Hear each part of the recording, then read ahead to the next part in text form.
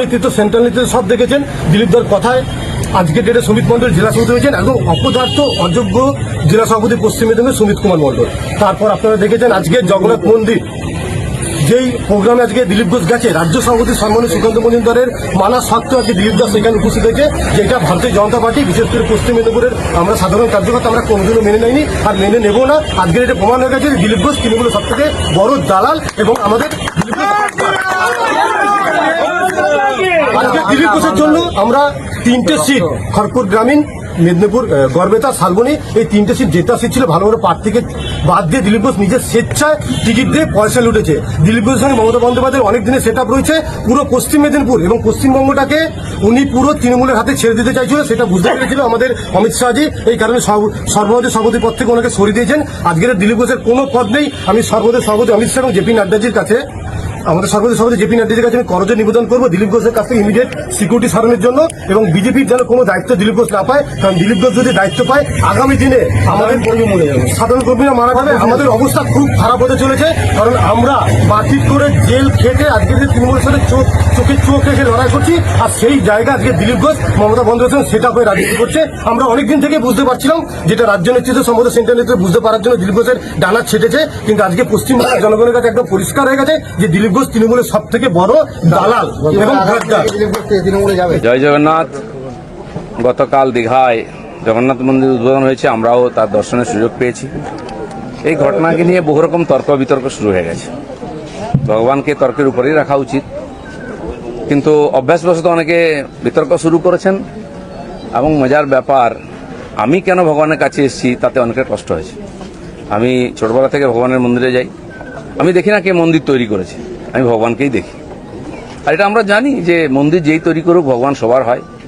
কালীঘাটের মন্দির তৈরি করেছে কেউ জানে না, বা তারকেশ্বরের মন্দির কে তৈরি করেছে আমরা জানি না, কিন্তু ভগবানকে দর্শন করতে যাই তখন ভুলে যায়। রাম মন্দির কে তৈরি করেছে সেটাও লোকে ভুলে যাবে, কিন্তু রামকে মনে রাখবে। আমি এসেছি, পশ্চিমবাংলায় সবকিছু তো রাজনীতি হয়। মমতাজি জিন্দাবাদ, বাংলার মুখ্যমন্ত্রী মমতাজি জিন্দাবাদ, মমতাজির নেতৃত্বে আমাদের সংগ্রাম চলবে। মমতাজি জিন্দাবাদ, দিলীপ ঘোষকে স্বাগতম, তৃণমূল কংগ্রেসে দিলীপ ঘোষকে স্বাগতম, দিলীপ ঘোষ স্বাগতম। তাহলে কি দিলীপ ঘোষ আদা তৃণমূল হয়ে গিয়েছেন? দর্শক কি বলবেন আপনারা? এটা কি দেখছি? বলা হচ্ছে মমতা ব্যানার্জি জিন্দাবাদ, দিলীপ ঘোষকে স্বাগতম, মানে কোথায়? টিএমসিতে? তাহলে কোথায়? দিলীপ ঘোষ যেটা করেছে বঙ্গ বিজেপিতে একটা শোরগোল ফেলে দিয়েছে, মানে পুরো বঙ্গ রাজনীতিতে একটা শোরগোল পড়ে গিয়েছে যে দিলীপ ঘোষ এটা কি করলেন। আপনারা জানেন যে পুরীর জগন্নাথ মন্দিরের আদলে দীঘায় মুখ্যমন্ত্রী মমতা ব্যানার্জি একটা জগন্নাথ মন্দির তৈরি করছে। কেন তৈরি করছে? যে মমতা ব্যানার্জিকে পুরীর দীঘা ঢুকতে দেওয়া হয়নি। একটা সময় বিতর্ক তৈরি হয়েছিল যে মমতা ব্যানার্জি কি হিন্দু, প্রশ্ন তুলেছিল ওখানকার মানুষ, এবং তার কারণে মমতা ব্যানার্জিকে পুরীর জগন্নাথ মন্দিরে ঢুকতে দেওয়া হয়নি। এবং সেই কারণে কি মুখ্যমন্ত্রী চিন্তা করেছেন যে আমি গোটা একটা জগন্নাথ মন্দির তৈরি করে ফেলবো? সেই ভাবনাতে কি দীঘাতে জগন্নাথ মন্দির তৈরি করে ফেললেন মুখ্যমন্ত্রী। আর সেই মন্দিরের উদ্বোধন হয়েছে, মুখ্যমন্ত্রী ছিলেন সেখানে, দিলীপ ঘোষ চলে গিয়েছিলেন।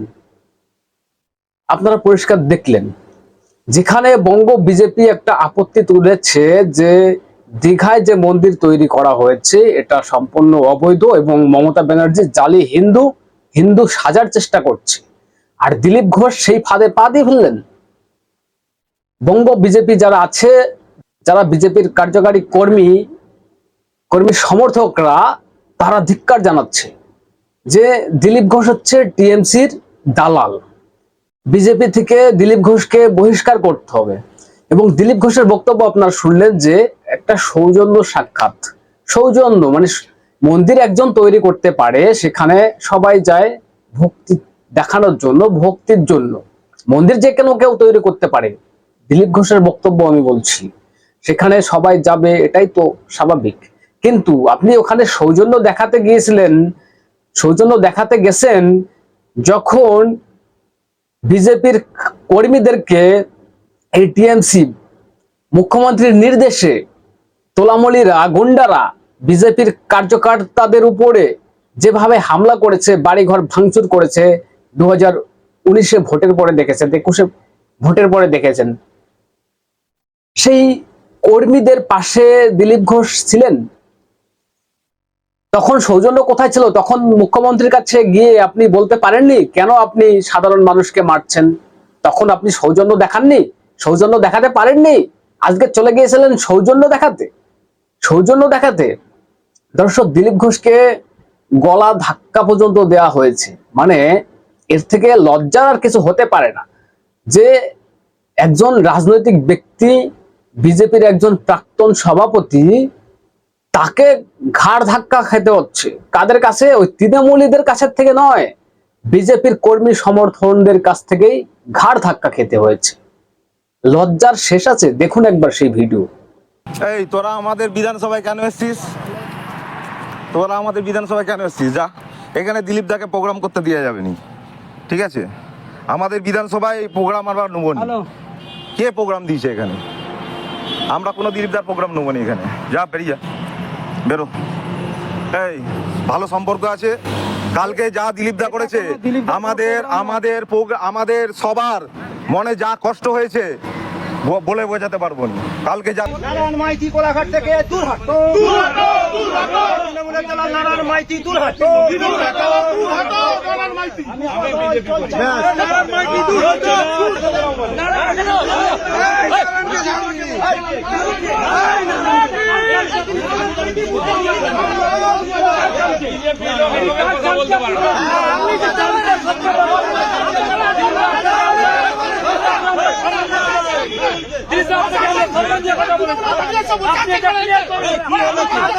দর্শক দেখলেন, কোলাঘাটে একটা চা চক্রের আয়োজন করেছিলেন দিলীপ ঘোষ। যে দিলীপ ঘোষের বক্তব্য যেটা আমি বুঝলাম, যে আমি যা করব করব, আমার পেছনে নেতাকর্মীরা গুড়গুড় করবে। দিলীপ ঘোষের ভাবনা হয়তো এটাই ছিল যে আমার উপরে কেউ নেই, আমি যেটা বলবো সেটাই। মানে বেপরোয়া হয়েছেন দিলীপ ঘোষ বলতে গেলে। কিন্তু বিজেপির যারা কর্মী, তারা সেটাকে মেনে নিতে পারছে না। কি করে মেনে নেবে বলুন তো? কি করে মেনে নিবে? যে ঘটনা দিলীপ ঘোষ ঘটিয়েছে, এটা সাধারণ যারা কর্মী আছেন, বিজেপির রাজ্য নেতৃত্ব যারা আছেন, তারা কি এটাকে ভালো চোখে দেখেছেন? দেখেননি। ঘাড় ধাক্কা পর্যন্ত খেতে হয়েছে। এটাই মনে হয় দিলীপ ঘোষের কালো দিন বলতে পারেন। কালো দিন। বিজেপিতে থাকা অবস্থায় তাকে বিজেপির কর্মী সমর্থকদের কাছ থেকে গো ব্যাক এবং দিলীপ ঘোষকে পদত্যাগ করতে হবে, সরিয়ে দিতে হবে, তার সিকিউরিটি তুলে নেওয়া উচিত, এটা আমিও বলবো। যখন মুখ্যমন্ত্রীর সঙ্গে সৌজন্য দেখাচ্ছেন, তাহলে কেন্দ্রীয় নিরাপত্তা দিলীপ ঘোষের তো প্রয়োজন পড়ে না আমার হিসেবে। যখন মুখ্যমন্ত্রী রয়েছেন দিলীপ ঘোষের পাশে, দিলীপ ঘোষের সাপোর্টে, তাহলে কেন্দ্রীয় নিরাপত্তা তো কোনো দরকার পড়ে না। আমার বক্তব্য হচ্ছে দিলীপ ঘোষের কাছ থেকে সিকিউরিটি তুলে নেওয়া হোক, কেন্দ্রীয় বাহিনী যারা আছে হাই সিকিউরিটি, তাদেরকে তুলে নেওয়া হোক। রাজ্য সরকারই দিলীপ ঘোষকে সিকিউরিটি দিতে পারবে। মুখ্যমন্ত্রীর সঙ্গে এত ভালো সম্পর্ক, মুখ্যমন্ত্রী কি দিলীপ ঘোষকে এটুক করতে পারবেন না যে তার সিকিউরিটির ব্যবস্থা করতে পারবেন না? পুলিশই পারবে, আজকের থেকে পুলিশই পারবে। আর আমি আরেকটা কথা বলতে চাই, যারা বিজেপি নেতৃত্ব আছে তারা বুঝুন, ভাবুন। জগন্নাথ মন্দির নিয়ে একটা বিতর্ক আছে যে একটা কালচারাল সেন্টারের নামে টাকা তুলে সেখানে জগন্নাথ মন্দির তৈরি করেছে সম্পূর্ণ বেআইনি ভাবে, যেখানে বিজেপি তো ছেড়ে দিন, সাধারণ মানুষ যারা হিন্দুত্ববাদী তারা সেটাকে মানে ইগনোর করছে। তারা সেটাকে বলছে মমতা জালি হিন্দু, তারা এটাকে অপমান করছে। আর আপনি সেখানে চলে গিয়েছিলেন, একজন বিজেপির প্রাক্তন সভাপতি এবং নেতা, আপনি চলে গিয়েছেন দীঘাতে। এটা কখনো মেনে নেওয়া যায় না। এক গ্লাস দুধের ভিতরে যদি এক ফোঁটা চোনা পড়ে যায় তাহলে সম্পূর্ণ দুধটাই কিন্তু খারাপ হয়ে যায়। তা দিলীপ ঘোষ সেই কাজটাই করলেন যে রাজ্য বিজেপির মনে আঘাত দিয়েছেন, যারা হিন্দুত্ববাদীতে বিশ্বাসী তাদের মনে আঘাত দিয়েছেন, যারা 21শে ভোটের পরে বাড়ি ছাড়া হয়েছেন, এই তোলামুলিদের কাছ থেকে মার খেতে হয়েছে, ঘর বাড়ি ছাড়তে হয়েছে, তাদের মনে দিলীপ ঘোষ আঘাত দিয়েছেন। দিলীপ ঘোষকে ক্ষমা করা উচিত না। আমার এখন বক্তব্য একটাই, যে আজকের পরে দিলীপ ঘোষের বিজেপিতে কোনো জায়গা হওয়া উচিত না। আর বর্তমানে যে পরিস্থিতি তৈরি হয়েছে, দিলীপ ঘোষের তোলামূল ছাড়া কোনো উপায় নেই। কালীঘাটের টালির চালার নিচেই আপনি যান, ওখানেই আপনাকে শোভা পায় আজকের পরের থেকে, আপনি যে কাজ করেছেন। দর্শক কি বলবেন? আপনাদের গুরুত্বপূর্ণ মতামত জানাবেন কমেন্টস করে এবং নজর রাখবেন হাবড়া টিভিতে।